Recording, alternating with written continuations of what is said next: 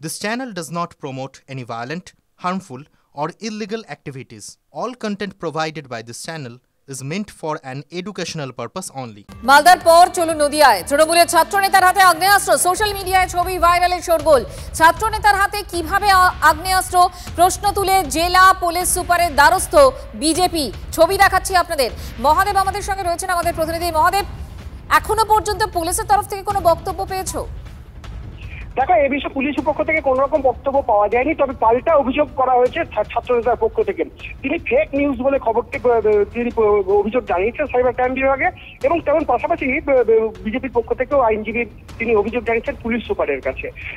তার বক্তব্য, ছাত্রনেতার বক্তব্য যে তাকে এটি চক্রান্ত করে করা হয়েছে, যদিও এটি তার ছবি নয় বা তার হাত। মহাদেবের আগেও অভিযোগ উঠেছিল এই ছাত্রনেতার বিরুদ্ধে, সেক্ষেত্রে বারবার তাকেই ফাঁসানো হয়।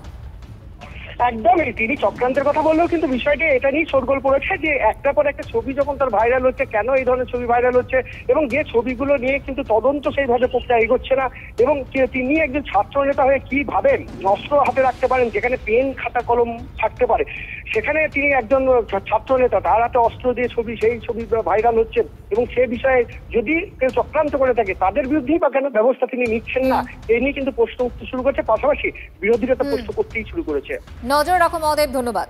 আবাস প্রকল্পের ঘর পাননি, তাই মুখ্যমন্ত্রীকে কাছে পেয়ে সেই বাড়ির দাবি জানালেন এক তৃণমূল কংগ্রেসেরই কর্মী। হ্যাঁ, ঠিক শুনেছেন, তার অভিযোগ যে দুই নেতার কোন্দলের জেরে আবাস প্রকল্পের নাকি ঘর তিনি পাননি। তবে তার কথা শোনার পর মুখ্যমন্ত্রী মমতা বন্দ্যোপাধ্যায় সমস্যা সমাধানের আশ্বাস দিয়েছেন। আপনারা জানেন, জলপাইগুড়িতে সেখানে সফররত মুখ্যমন্ত্রী মমতা বন্দ্যোপাধ্যায়, এবং সেই সময় এই যে রাজেন রায়, যার ছবি আপনারা দেখছেন, 70 বছরের বাসিন্দা এই রাজেন রায়, জলপাইগুড়ির পাহাড়পুর এলাকার বাসিন্দা, কনভয় থামিয়ে তৃণমূল কর্মীর অভিযোগ শোনেন মমতা বন্দ্যোপাধ্যায়।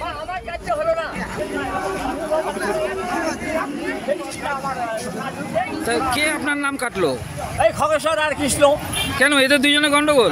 এদের দুজনে, ও বলছে ওর কথা, ও বলছে ওর কথা। কি বলছে? বলতে চাই তোর বাপকে বল, হ্যাঁ খগেশ্বরকে, হ্যাঁ। আর খগেশ্বর বলছে কৃষ্ণ তো 6টা অঞ্চলের দায়িত্বে আছে, ওকে বল। হ্যাঁ, এইভাবে আমার ঘরটা হলো না। তাই? হ্যাঁ। এখন কি চাচ্ছেন? এখন আমি দিদিকে বললাম, দিদি বোর কথা দিল, আমি ব্যবস্থা নিচ্ছি। কি নাম কাকার? আমার নাম রাজেন রায়। ঠিক। কেন্দ্রীয় সরকার প্রকল্প বন্ধ করে দিয়েছে, শুধু বলে বাংলা কিছু করে না। তো তুমি সব টাকা তো বন্ধ করে রেখে দিয়েছো। আমার টাকাই আমাদের টাকা, মানুষের টাকা। তোমরা রাজ্য সরকারকে টাকা দাও না, তোমার বলবার কোনো অধিকার নেই। আমরা নিজেদের থেকে যা আছে তার থেকে করি। বাংলার বাড়ি মানুষ কেন পাবে? আগে 47 লক্ষ করে দিয়েছি, 12 লক্ষ এই বছরে করা হয়েছে, 16 লক্ষ ডিসেম্বরে ফার্স্ট ফেজ পাবে, এবং মেতে জুনে সেকেন্ড ফেজ পাবে। তারপরে যেটুকু বাকি থাকবে ফেজ ওয়াইজে করে দেবো। আমি কাউকে ওইভাবে বিনা আশ্রয়ে মরতে দেব না, এটা আমাদের অঙ্গীকার, এটা মাথায় রাখবেন। শুধুমাত্র আবাস নিয়ে কেন্দ্রকে তোপ দাগলেন তেমনটা নয়, জলপাইগুড়ি থেকে ফের এনআরসির তোপ মুখ্যমন্ত্রীর। ভোট এলেই রাজ্যে এসে টাকা বিলি করে ভোট ভিক্ষা করে কিছু দল, কটাক্ষ মমতার। বাংলাকে ওরা পারে না, বাংলাকে হিংসে করে। আর আমি বলি, বাংলাকে যত হিংসে করবে বাংলা তত এগোবে। এগিয়ে বাংলা, ক্ষমতা থাকলে বাংলাকে পেছানোর চেষ্টা করো, পারবে না। টাকা পয়সা তো বন্ধ করে দিয়েছো, আর এসে মানুষের ঘরে গিয়ে ভোটের আগে এই তোকেই টাকা দেবো, হ্যাঁ ভোটটা আমায় দিস। বল, তোমাকে কি দেবো বলো?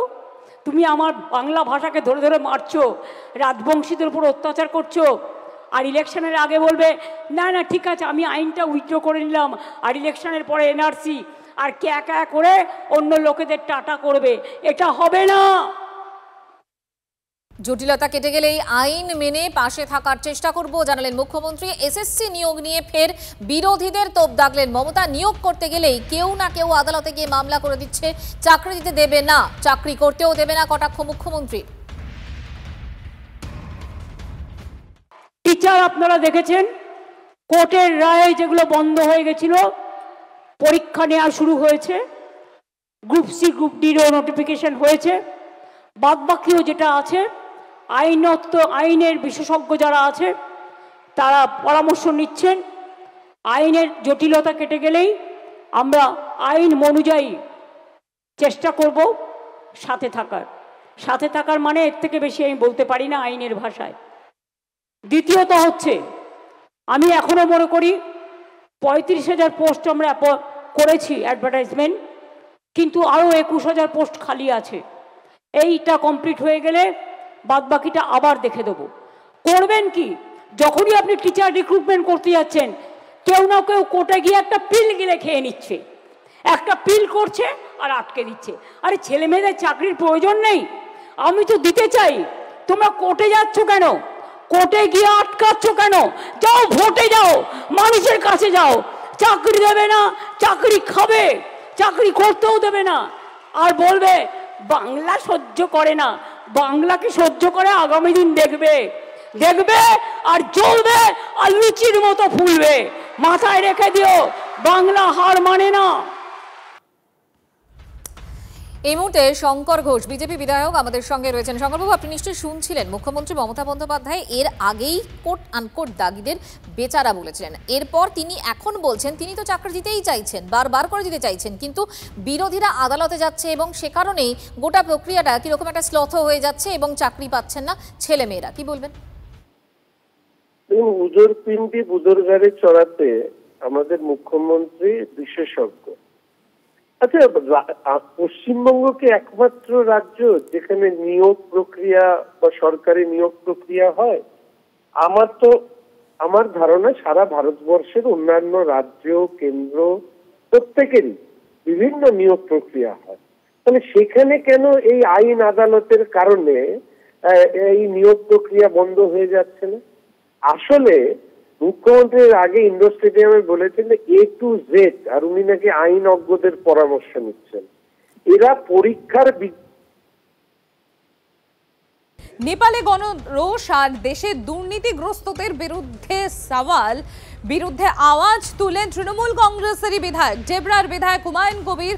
তার সমাজ মাধ্যমে ইঙ্গিতপূর্ণ পোস্ট। কি বলেছেন তিনি বলেছেন, কবে যে আমাদের দেশে তানাশাহীদের একই হাল হবে আর দুর্নীতির শিরোমণিদের মুখোশ খুলে যাবে? আর কবে? আপনারাও কি আমার মতো স্বপ্ন দেখেন? সমাজ মাধ্যমে এই পোস্ট ডেবরার বিধায়ক হুমায়ুন কবিরে। শান্তির কথা বলে অভ্যুত্থানের পক্ষে সওয়াল শাসক বিধায়কের।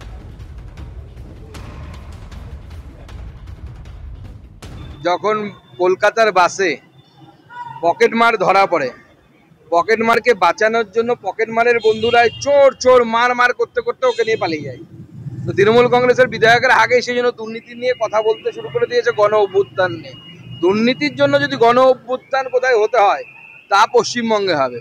পশ্চিমবঙ্গে তৃণমূল কংগ্রেসের নেতারা নিজেরাই ঘোষণা করুক না কেন, আমি মন্ত্রী, আমাকে প্রতি বছর আমার সম্পত্তির খতিয়ান মাননীয় প্রধানমন্ত্রীর দপ্তরে জমা করতে হয়। তৃণমূল কংগ্রেসের নেতারা 11 সালে ক্ষমতায় আসার আগে কার কি সম্পত্তি ছিল, বর্তমানে নিজেরা এবং নিজেদের আশেপাশে ছেলে মেয়ে, বউ, বন্ধু, শালি, এদের নামে কত সম্পত্তি হয়েছে তার একবার লেখাজোখা দিক না, বাংলার জনগণ দেখুক। তৃণমূল কংগ্রেস তো মাওবাদী সশস্ত্র বিপ্লবে বিশ্বাস করে না। তৃণমূল কংগ্রেস ধর্মনিরপেক্ষতায় বিশ্বাস করে, তৃণমূল কংগ্রেস যুক্তরাষ্ট্রীয় কাঠামোয় বিশ্বাস করে। অভ্যুত্থান কখনো ধর্মনিরপেক্ষ রাষ্ট্রে যুক্তরাষ্ট্রীয় কাঠামোয় যারা সংবিধান মেনে চলে তারা চাইতে পারেন না। এটা উনি ওনার পার্সোনাল ক্যাপাসিটিতে বলেছেন। সামনেই 2026 আসছে, 2024-এর লোকসভার নির্বাচন গেছে। মানুষ উপর্যুপরি ভোট দিয়ে বোঝাচ্ছেন যে মানুষের আস্থা অটুট তৃণমূলের প্রতি, তাই নয় উপর্যুপরি বাড়ছে। মমতা ব্যানার্জি বাংলার মানুষের আশা আকাঙ্ক্ষার প্রতীক। গণতান্ত্রিক ব্যবস্থায় নির্বাচিত সরকারকে সশস্ত্র অভ্যুত্থান দিয়ে উৎখাত করা যায় না।